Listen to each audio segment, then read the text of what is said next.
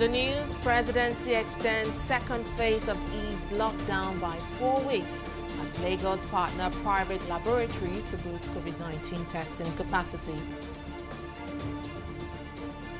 APC Caretaker Committee holds inaugural meeting as Victor Giadom officially hands over to Malabuni-led Caretaker Committee.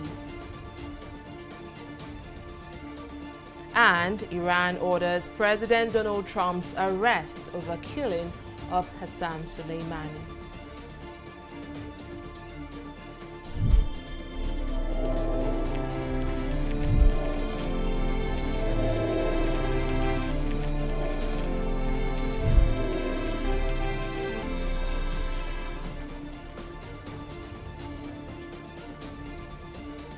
A warm welcome to News Now. I am Fidelia Aguncha.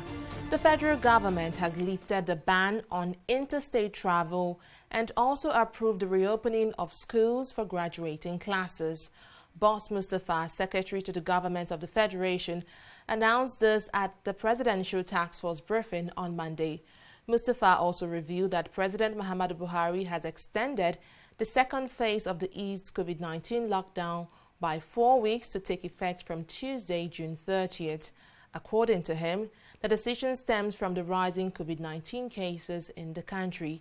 Within the last 4 weeks, Nigeria's COVID-19 toll has surged by more than 15,000, moving from 8,915 cases on May 28 to 24,567 cases on Sunday, June 28. Given the challenges and the visible danger ahead occasioned by skepticism and poor public perception, both leading to lack of compliance, it has come to the inevitable conclusion that the extension of the phase 2 of the eased lockdown will be needed. I am pleased to inform you that Mr. President has carefully considered the fifth interim report of the PTF and has accordingly approved that, with the exception of some modifications to be expatiated upon later, the phase 2 of the eased lockdown be extended. Permission of movement across state borders only outside coffee hours with effect from 1st July 2020. 3, enforcement of laws around non-pharmaceutical intervention by states, in particular, the use of face masks in public places. 4, safe reopening of schools to allow students, only students in graduating classes, resume in person for preparation for examinations. 5, safe reopening of domestic aviation services as soon as practicable. 6, publication of revised guidelines around the 3 thematic areas of general movement, industry and labor, and community activities.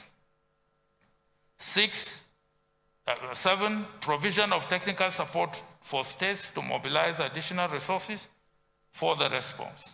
8, strengthening partnerships with states, local governments, traditional rulers, community and religious leaders, and civil society to ensure increased public awareness and compliance with preventive guidelines.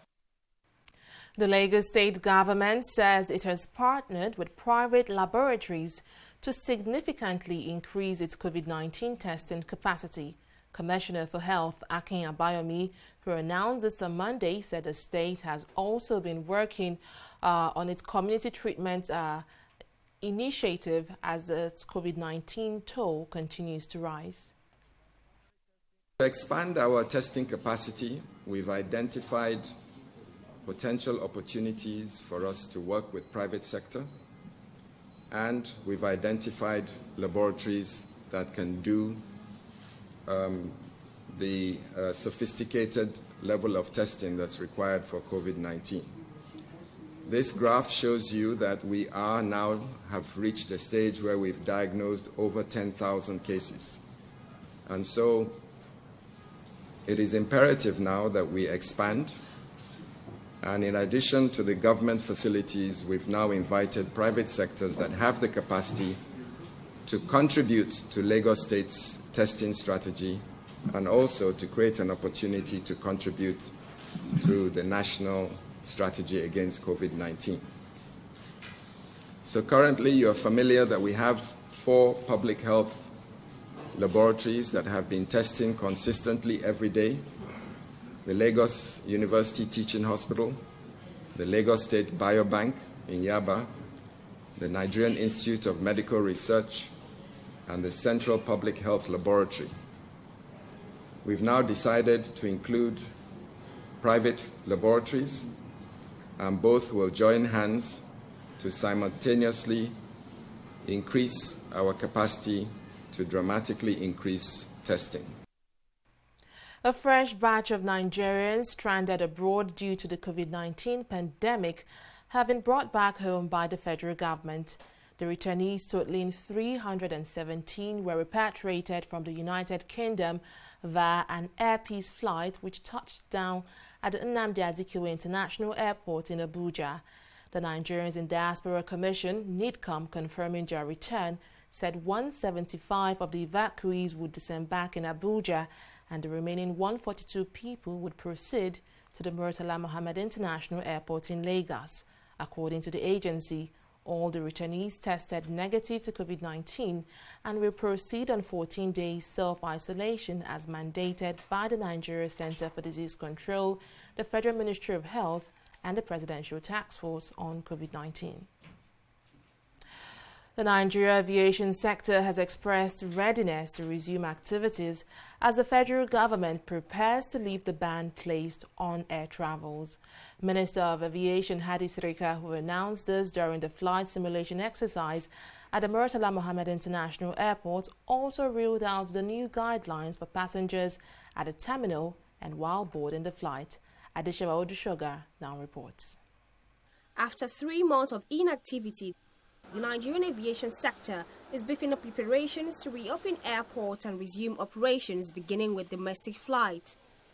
To ensure that this is done in compliance with the federal government's COVID-19 guidelines, Minister of Aviation Hadi Sirika leads other members of the Presidential Task Force to inspect the facilities ahead of the reopening. At the end of the inspection, the minister, who told reporters that the airport was 90% ready for domestic flights, also read out new guidelines for passengers of both local and international airports. First and foremost, we must be at the airport 3 hours before our flight for local flights. 3 hours before our flight for local flights, so that all of the protocols can be done and we're able to depart on time. For international, once we're going to open, I am sure it's going to be minimum of 5 hours before your flight. You must be at the airport. You would see that physical distancing is established by marking the floors and by marking all areas, including that of ticketing and that of the place where you get checking in, where you get your boarding passes. While addressing the economic impact of the closure on the sector, Sirika said government plans to provide palliatives to stakeholders of the civil aviation industry who have been badly affected financially since the airport was closed in March. Government, in its wisdom, is putting something together to help the entire industry, right from the car hire all the way to the air pieces of our world. So the owners of airlines and aircraft, down to travel agents, down to ground handling, all to food vendors, and people doing businesses around our premises that have lost income. Other members of the Presidential Task Force present at the inspection commended the conduct of the staff at the airport, stressing that all passengers must take personal responsibility with the effective use of face masks and keeping physical distance. Just by looking at the way the security people at the airport and the people giving you tickets are behaving, you know that things have changed. And why have things changed? Things have changed because we have a disease that is killing people. And we have a responsibility for our own health. I'm pleased to say that aviation has done spectacularly well. It now depends on Nigerians to be disciplined. Unless individuals take personal responsibility. For example, the toilets, that new toilets that we saw, is boldly written there that not more than 5. But don't be surprised that people can just rush in there, 10 of them, more than that. So we may have to put in place some kind of enforcement. As passengers wait patiently for the resumption of flight operations in Nigeria, which have been stalled for over 3 months, there is going to be a lot of unlearning and relearning of basic protocols, resulting from drastic changes in the operations, no thanks to the outbreak of COVID-19. Adeshawa Odushoga, TV360, Lagos.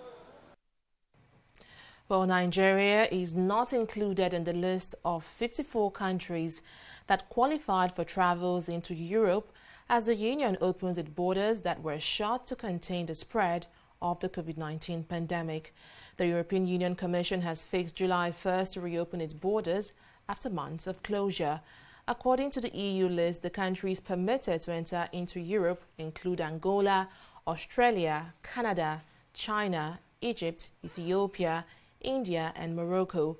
The EU, however, announced that Brazil, Qatar and the US, as well as Russia, who were also exempted from the list, will be considered after a later date when the virus situation has eased. The Football Association says it will make 124 positions redundant as a result of the impact of the novel coronavirus pandemic. The English football's governing body, which happens to be a not-for-profit organization, says it is planning for potential financial losses of about £300 million. It said 82 staff members will lose their jobs while 42 vacancies will not be filled. The FA has lost all revenue from events to be held at Wembley Stadium since March and from events such as music concerts, NFL matches, which the stadium was set to host later this year. Well, let's now take a break here, but still to come. Former acting national chairman of the All Progressives Congress, APC, Victor Giadom, hands over the leadership of the party to Mai Mala Buni-led caretaker committee.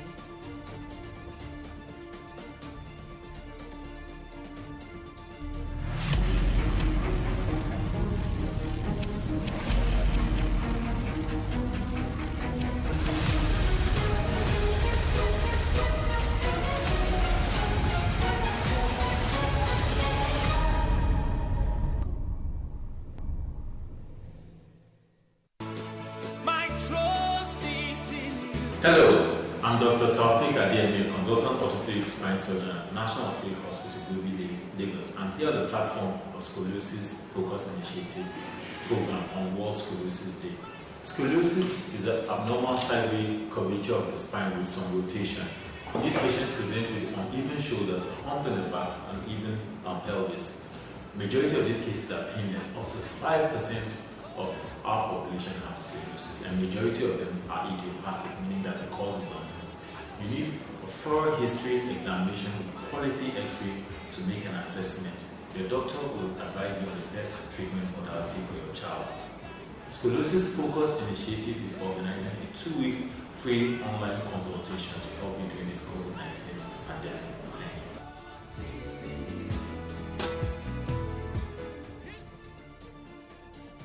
Welcome back. You're watching News Now on TV360 Nigeria. Here are the top stories we've been bringing you at this hour. President Muhammadu Buhari has extended the second phase of the eased COVID-19 lockdown by 4 weeks to take effect from Tuesday, June 30th. Under the extended period, graduating students can now resume school and interstate travel will be allowed after curfew hours. The federal government has repatriated a fresh batch of 317 Nigerians from the UK. According to the Nigerians in Diaspora Commission, 175 of the evacuees will isolate in Abuja, the nation's capital, while the remaining 142 people will be isolated in Lagos State. Ahead of the resumption of domestic flights, the federal government has rolled out new guidelines on the operation of domestic flight. Minister of Aviation Hadi Sirika rolled out the guidelines after monitoring flight simulation tests in Lagos State.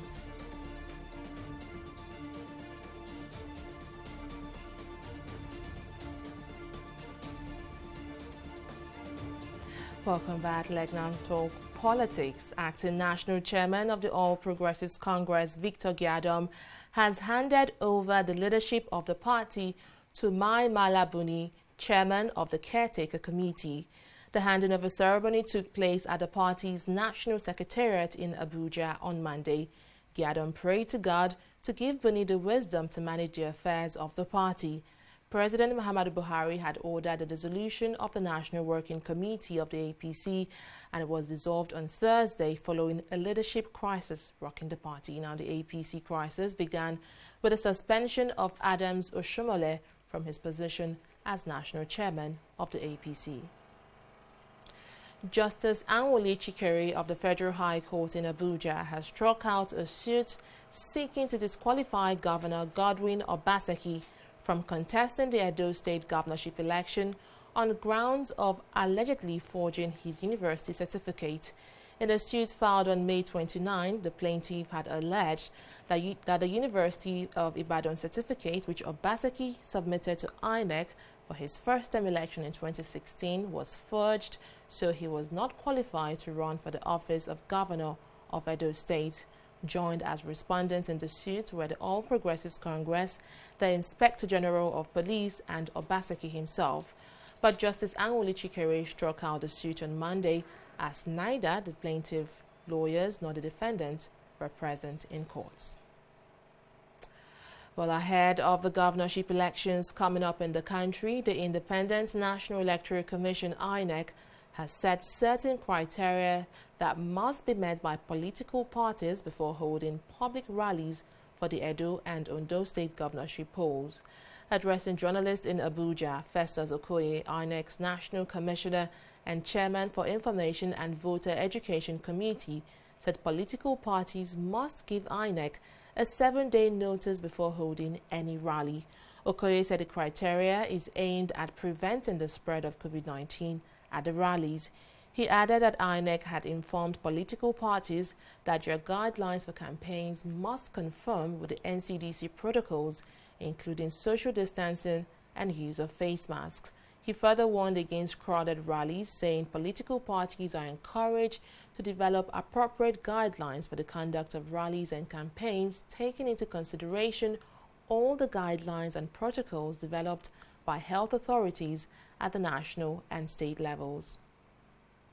The Inspector General of Police, Mohammed Adamu, has ordered Ondo Commissioner of Police, Bolaji Salami, to restore the security details of Deputy Governor Agbola Ajayi with immediate effect. The IGP's directive was contained in a memo addressed to the Police Commissioner through the Deputy Inspector General of Police Operations, Force Headquarters, Abuja, on Monday. Police operatives attached to the Deputy Governor were withdrawn after Ajayi defected to the People's Democratic Party from the ruling All Progressives Congress.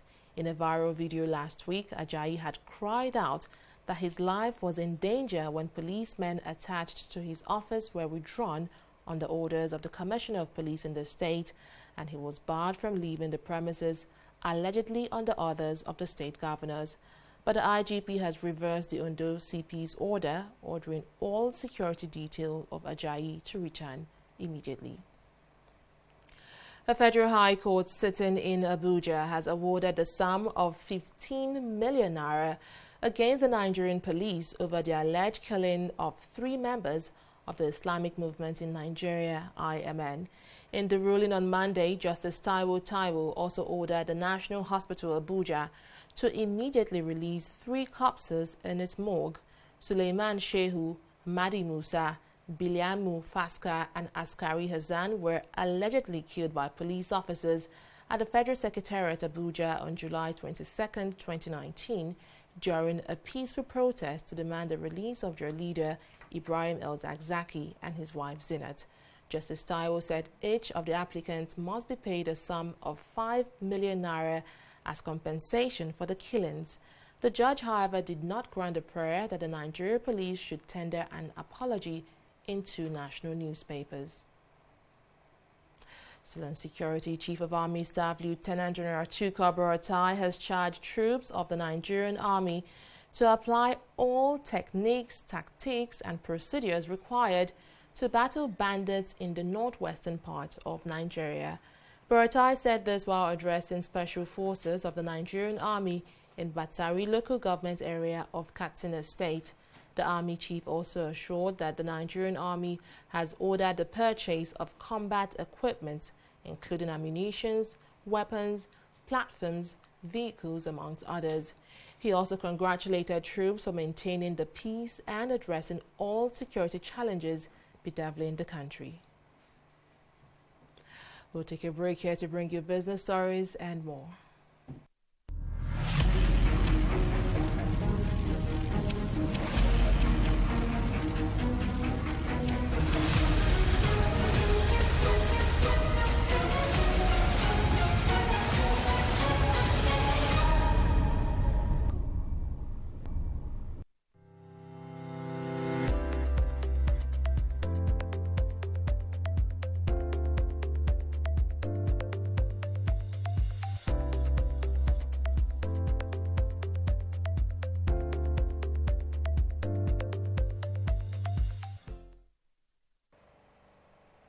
Welcome back. Let's now join Oyin Adekunle for the latest news in business. Hello, Oyin. Hi, Fidelia. So there is good news for business owners in Nigeria here.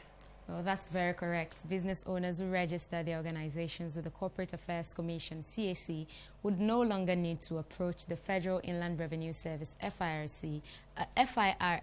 for a tax identification number. And this is as the CAC today announced that the processes of registering a business and getting a tax ID have been merged. This means that the certificates of incorporation issued by the CAC would now carry tax identification numbers. The move is in line with the President Muhammadu Buhari-led administration's resolve to improve Nigeria's ease of doing business and to remove bottlenecks in the business environment to attract investments. And Nigeria attracted just $67.9 million in foreign portfolio investment inflow for the month of April 2020. And that's the lowest inflow recorded this year.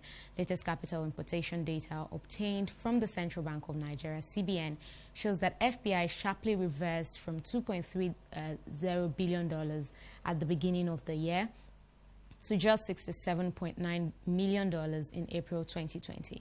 Nigeria, like most emerging markets, relies heavily on foreign portfolio investments to shore up its external reserves and manage its exchange rate position.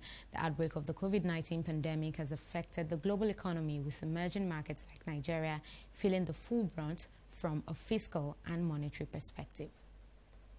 Oil prices edged higher on Monday after sharp spikes in new coronavirus infections around the world tempered gains. Brent crude rose 30 cents to $41.32 a barrel, while U.S. crude rose 44 cents to $38.93 a barrel. European Commission data revealed that the recovery of economic sentiment in the Eurozone intensified in June with improvements across all sectors. Overall sentiment rose to 75.5 points in June from 67.5 in May, though still short of expectations. In China, profits at industrial firms rose for the first time in 6 months in May, suggesting the country's economic recovery is gaining traction. We'll take a pause here and return with Stock Market Review. Don't go away.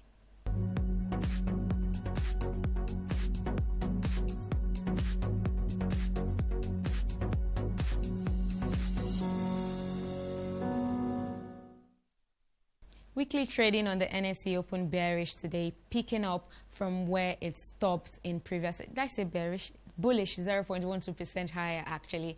Renewed bargain hunting activities in some high-cap stocks pushed the all-share index up, as I said, by 0.12%, and crucial market indicators actually rose by 29 points to close at 24,858 points. Accordingly, investors gained about 15 billion naira as market cap rose to 12.96 trillion naira. And this uptake was impacted by gains in the shares of Nestle, Okomo Oil, as well as UACN and PZ. However, market breadth remained negative, with 18 gainers against 29 losers. Unilever recorded the highest price loss of 10% to close at 15 naira and 30 kobo per share, followed by Adova, Nascon Allied PLC, and of course Guarantee Trust Bank. And moving on now, in summary, total volume of shares traded on the nation's bourse today was 158.7 million units, and that was valued at 1.635 billion naira. And moving on now to global markets,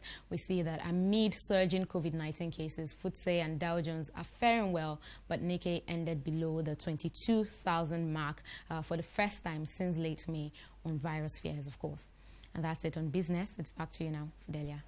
Thank you very much, Oyi, for that update. Let's now move to the foreign scene. Iran has issued an arrest warrant for U.S. President Donald Trump over the drone strike that killed a top Iranian general in January. Local media quotes Tehran prosecutors saying Trump and 35 others, which Iran accuses of involvement in the attack that killed Qasem Soleimani, face murder and terrorism charges. Iran also said it had asked Interpol to issue a red notice for the 36 individuals, although it is unlikely that Interpol would grant the request. Soleimani was killed in a U.S. drone strike at Baghdad International Airport in January, along with 5 others. The assassination came after months of incidents raising tension between the two countries and ultimately saw Iran retaliate with a ballistic missile strike targeting American troops in Iraq. To sports now, a new scheme has been launched by the Premier League, English Football League and Professional Footballers Association to increase the amounts of Black, Asian and ethnic minority coaches. The scheme, which will start from next season, was introduced to help BAME players move into full-time coaching positions within the professional game. It will see up to 6 coaches per season undertake an intensive 23-month work placement at EFL clubs. According to a Premier League statement, the first intake will work as a pilot scheme either in the club's academy or first team setup. And that's it on News Now. Many thanks for joining us. I am Fidelia Aguncha. Bye for now.